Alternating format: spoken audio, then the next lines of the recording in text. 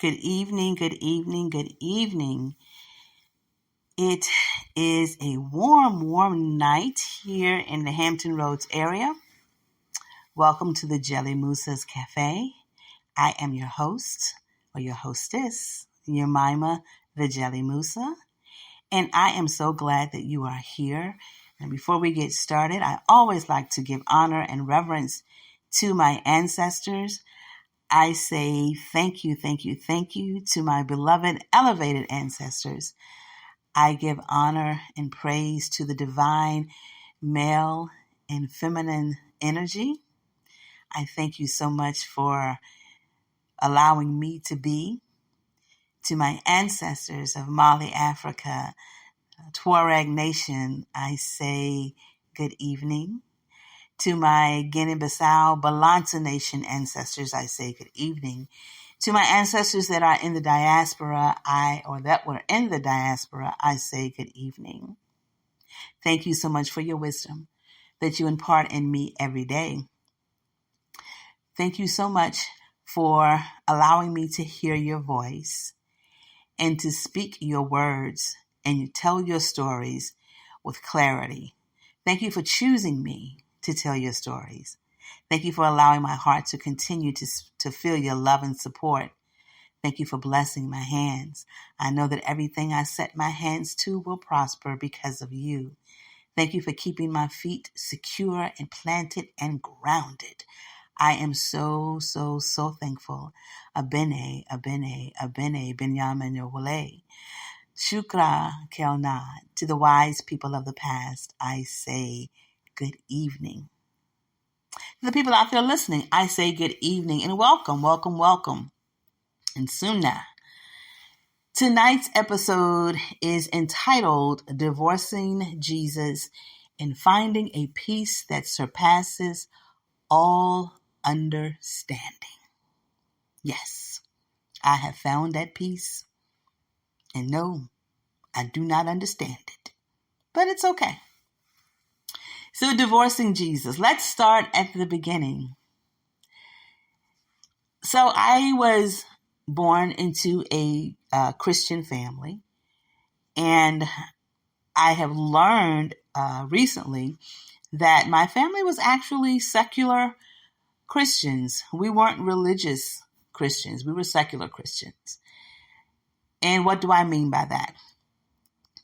By that, I mean that when religious holidays came around, they weren't religious holidays. We didn't look at any holiday as a religious holiday. They were really holidays for families to get together. So when Christmas came, we didn't wake up in the morning and go, "Ooh, happy birthday, Jesus. Yay, it's Jesus' birthday." We didn't do that. When Christmas was coming, my father went out into the woods and cut down a tree and brought it into the house as our Christmas tree, and we decorated it. We would sit boxes out for Santa Claus. When I was a little girl, when I believed in Santa Claus. And, my mother would put the candies and the nuts and the oranges and apples in my box and put our toys under the tree. And she would cook a big dinner, and we didn't go to church. Even if Christmas fell on a Sunday, depending on what Sunday it was, and I'll explain that in a minute, we didn't go to church. It was not a religious thing. Our church didn't even have a Christmas tree. So it was just a time for us to be together as a family.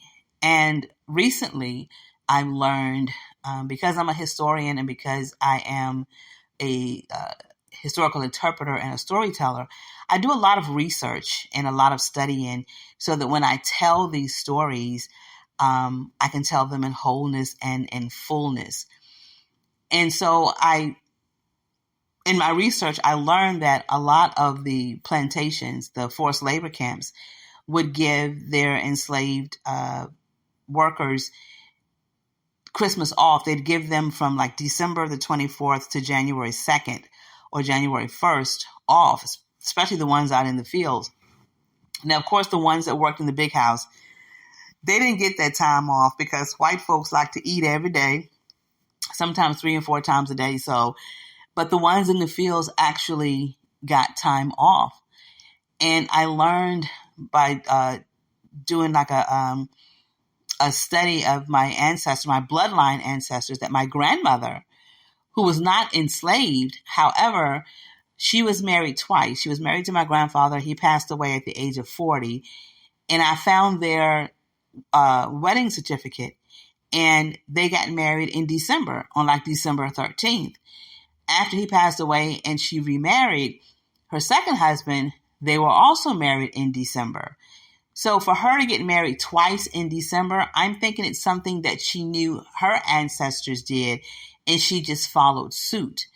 So during the time of human trafficking, the time of slavery, because they had that time off from December 24th until January 1st or 2nd, they would use that time to get married because they would have that 2 weeks of a little bit of free time to be with their new spouse, especially if their spouse lived on another plantation and had to get a pass.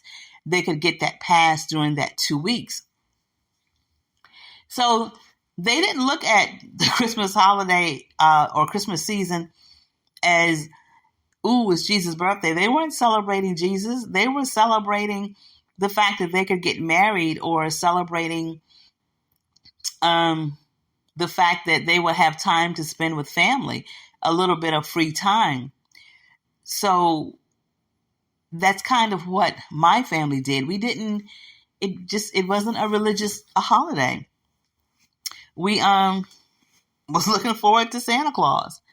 Same thing with Easter. When Easter came around, it wasn't Resurrection Sunday. I think that term just came about in the last, I don't know, maybe 20 years, that they started calling it, instead of calling it Easter, they now call it Resurrection Sunday. And for us, it was Easter. We weren't looking for Jesus to get up. I got up in the morning and was looking for my Easter basket and putting on my new patent leather shoes that I got and putting on my new Easter outfit. We didn't go to sunrise service. They didn't even have sunrise service at the church that I went to. So we were looking forward to hiding Easter eggs and finding the Easter eggs and eating the chocolate and all of that. I don't ever remember ever growing up. Now, once I got older and I got caught up in the Christian cult and the cult of Christianity, I started spewing this craziness that people were talking about. But growing up, I don't ever remember us even saying anything about Jesus on Easter. And the day was supposed to be about him, but we were secular Christians. I honestly believe that my parents went to church because it was a tradition in their family. Yeah. So the church that I went to growing up, it was my father's church. And it's a very old church. It's about 100 years old. And it was very small. Very small. We did not have indoor plumbing. We had an outdoor bathroom. We had an outdoor baptismal pool. It was in the country, and so, of course, the graveyard was on the property of the church, as you will see in most churches in the country. Now, in the city, of course, they don't have graveyards attached to them. But in the country, the churches have graveyards. And so, graveyard, my grandmother, grandfather, my grandmother, my mother and father are buried in that graveyard, even though the church is no longer in operation. It still exists. The building still sits there, but no one attends it. And so for Easter, we didn't go to church. Depending on what Sunday Easter Sunday fell on. Because our town was so small, but we had a lot of churches in the different counties surrounding the town. And so most of the Black preachers had 2 churches. And so they would split the Sundays. So you could be a preacher and you would preach at two different churches, and you would preach at one church on the first Sunday and the third Sunday, and then preach at your other church on the second Sunday and the fourth Sunday. And if there was a fifth Sunday, the churches would kind of decide whether they wanted to have services or not, and the preacher could go to that church. So the church that I was raised in, we had services on the first Sunday and the third Sunday. So if Easter fell on one of those Sundays, then we would go to church. Now, we never had sunrise service. We would have regular service, and we would go to church. My father would go to church. My mother would stay home and cook, but my father would always go to church. He was very, very dedicated to the church. He was a trustee in the church, and an usher as well, and he sang with the male chorus, and he kept up the church grounds. So my father was very, very dedicated to the church. He played the organ and had one of the most beautiful tenor voices I've ever heard. He was baptized in that church. All of his children, me and my siblings, were all baptized in that church. But again, that was more ritualistic than religion. It was more of a spiritual thing than a religious thing. We had different, what I now know as rituals, but back then we had different events at the church that we would have to bring the members together and other church communities together. Now, I don't know if white churches have these things or not. I've never been a member of a white church. I've visited white churches, so I don't know if these are things that they have that go on at their church all the time. So some of the things that black churches have, and I don't know if white churches have: homecoming. Homecoming. And if you think about during the time of slavery, especially at the holiday season, you could get a pass to go and visit your family on different plantations, especially if it's a plantation that you were sold away from. You could get a pass to go and visit your family during the Christmas season, especially since the plantations gave them that time off. So for us, homecoming at the church was a time for when family members, especially children, have grown up and moved away, and then they come back to their home church for this special occasion. We would have guest preachers, and we would have guest choirs, and we would have plenty and plenty and plenty of food. So I don't know if white people or white churches have homecoming, because they didn't really have to experience that on the plantation. They could visit whenever they wanted to. They didn't have to have a pass or anything of that nature. And speaking of passes, you know that you had to get a pass if you were going to be off the plantation. Even for the holidays, you had to get a pass. And even for the corporate plantations that they have now, big corporate plantations like the warehouses and things of that nature, a lot of them still give their workers, their plantation workers, that Christmas season off from December 24th until like January 1st. I know that there's one, I don't know if they still do it, but Philip Morris here in Virginia, that's part of your employee package, is that you get that Christmas week off. And so the playbook doesn't change, just the time. So it's not 1823, but it's 2023, and they still will, give you that week off like their forefathers used to do for their enslaved workers. And you still, if you're not working on a big corporate plantation and it's a smaller one, and you want Christmas off to go home to visit your family, you still have to get that pass. And so back then they call it a pass from the oppressor, from the enslaver. Now it's called PTO, paid time off. And you have to request PTO. So you have to get that pass to get time off from your corporate job to go home for Christmas or to go on vacation or what have you. But yeah, those holidays, we did not look at them as a religious holiday.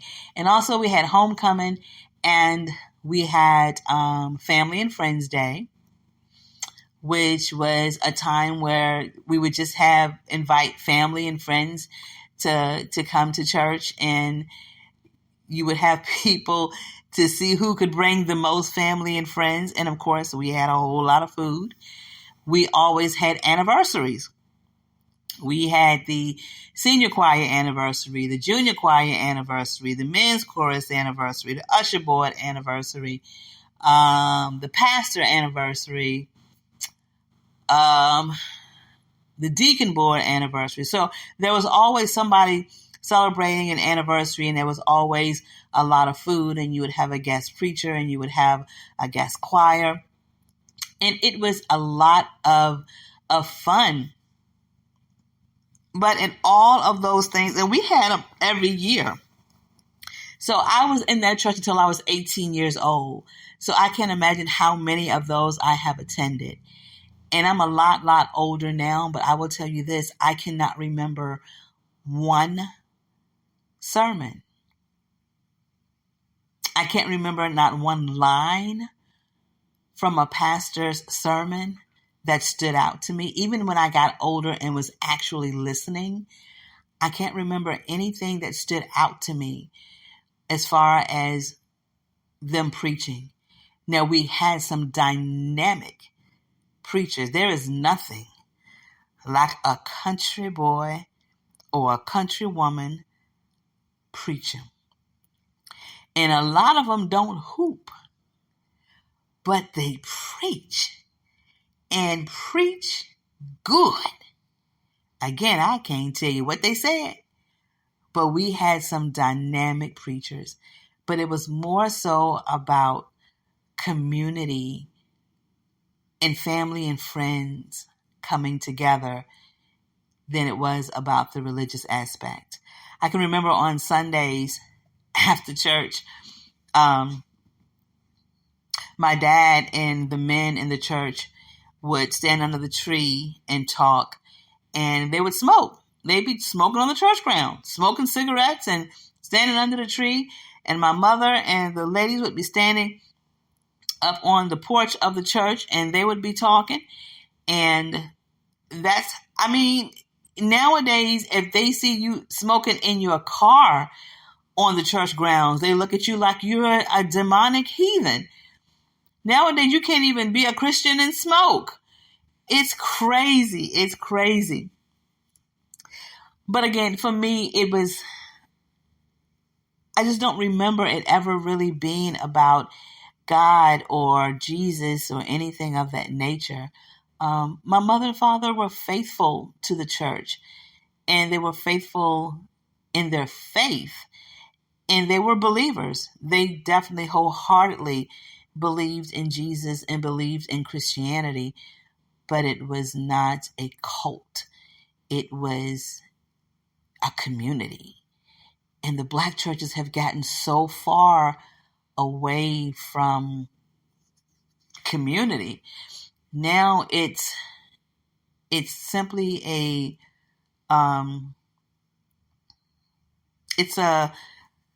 show. It's a entertainment, but we've gotten so far away from it, from what the churches are supposed to be or what the churches used to be. The last time I think I attended a church was probably 2011 or 12, where I actually went to a church to actually be a part of the service or to be a member. So yeah, I'm sorry. I'm just having like a flashback of how church used to be and how our churches were founded. I look back at in my studies and research for presentations and realize that we used to have church in what Black communities are having church. We would have church out in the grove, out in the bushes and the brush harbors. And that's what our ancestors would do. And even after the Civil War, when freedom came, I remember, hearing my mother talking about the old saints in the old church and how they had, wood floors, and the men and the women would tap their feet on the floor, and that was the music. They didn't have musicians. They didn't have organs and pianos, and they would just tap their feet on the floor and made the music. And that was when my mother was growing up. And now you got full bands in church that accompany the choirs. But our ancestors on the plantation, they would just go out in nature and just have church. And I think when the pandemic came, we were kind of getting back to that. A lot of churches began to have services outside when they weren't able to have church inside. I saw a lot of Black churches were starting to have church outside, and I was like, they're getting back to what we used to do. And then the pandemic was over, and they went back inside and did the church thing again. So Christianity, to me, as I have gotten older, and again, I'm doing a lot of research and reading, it is, and people will argue, and it's going to ruffle some feathers, and people are going to get mad, but it's not a religion for Black people, at least not Western Christianity. It's definitely not a religion for Black people. And I think that our ancestors, like our parents and grandparents, practice more of a Black Christianity than a Western Christianity. Because just think of all the things that I just mentioned that my church used to do. White churches don't do that. Black churches have praise dancers. I ain't never seen a white praise dancer. Now, some of y'all may have, but I ain't never seen a white praise dancer. And if I did, would they put the white makeup on their face?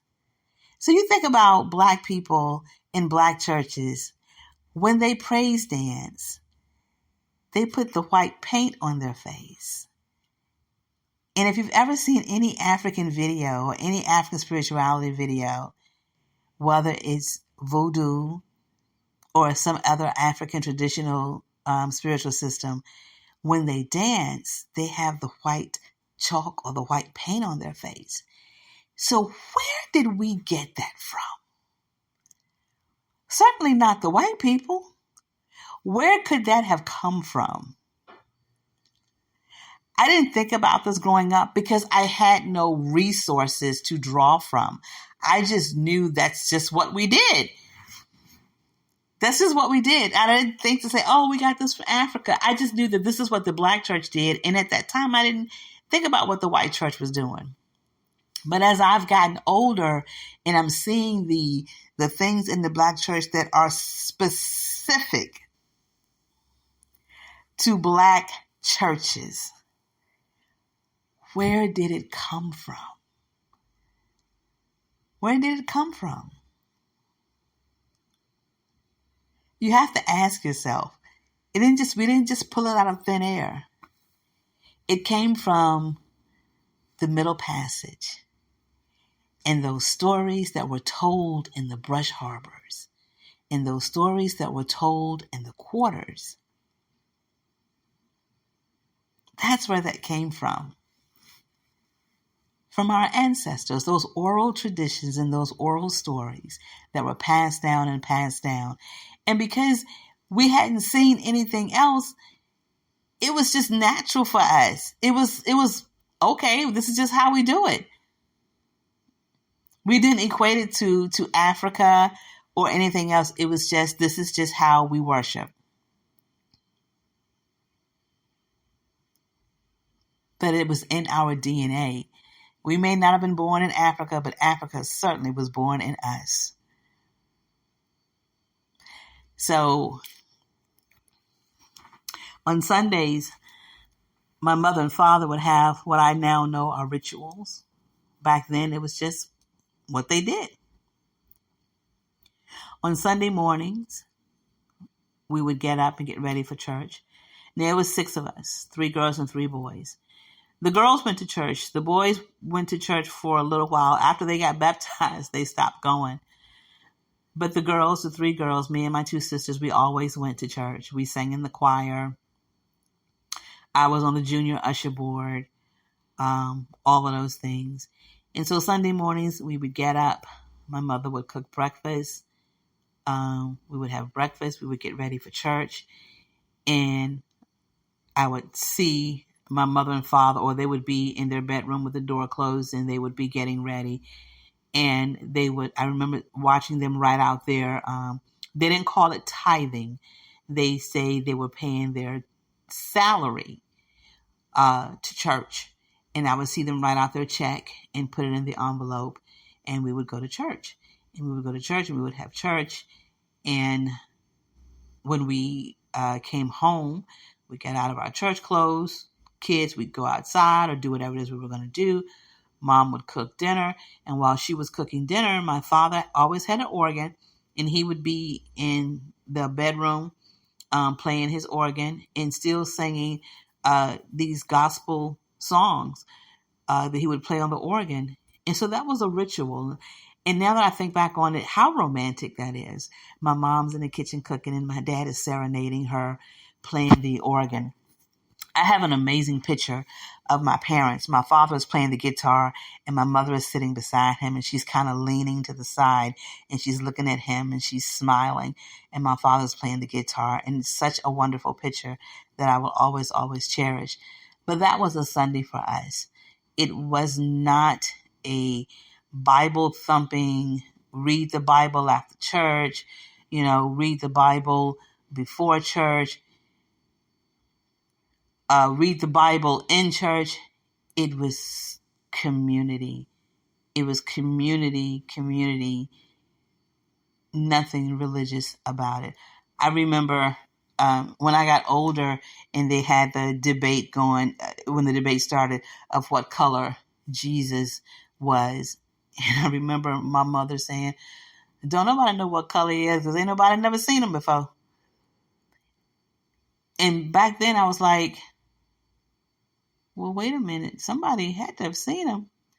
And now I think about, wow, Mom was woke back then and didn't even know what woke was. But it was cool. It was cool. So this is part 1 of Divorcing Jesus. I kind of wanted to just lay down a foundation of what my upbringing was as a child and being in church. And really I miss church. Like I said, I haven't been in a long time, very long time. I haven't been a member of a church. One thing I will say about the Black church, you will never be lonely. You will never be lonely if you are part of a Black church.